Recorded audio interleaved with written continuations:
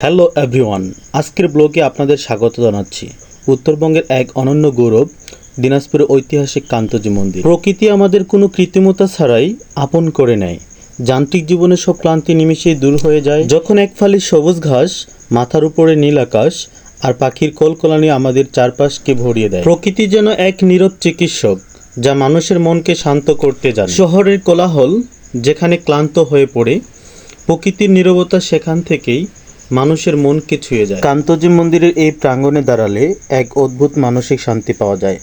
আমাদের পূর্বপুরুষদের শিল্প চেতনা যে কতটা উন্নত ছিল, এই মন্দিরে না দেখলে তা বিশ্বাস করা কঠিন। দেখে মনে হবে টেরাকোটার এক জাদুকরী পৃথিবী।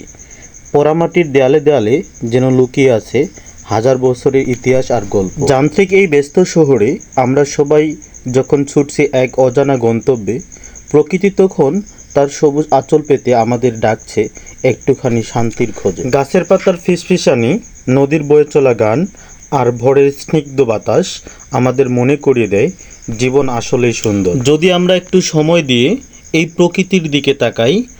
চলুন না চারপাশের এই অপরূপ সৃষ্টিকে একটু মন থেকে অনুভব করি। ধন্যবাদ সকলকে। যদি ভিডিওটি ভালো লাগে থাকে তাহলে অবশ্যই চ্যানেলটিকে সাবস্ক্রাইব করবেন আরও সুন্দর সুন্দর ভিডিও পাওয়ার জন্য। ধন্যবাদ।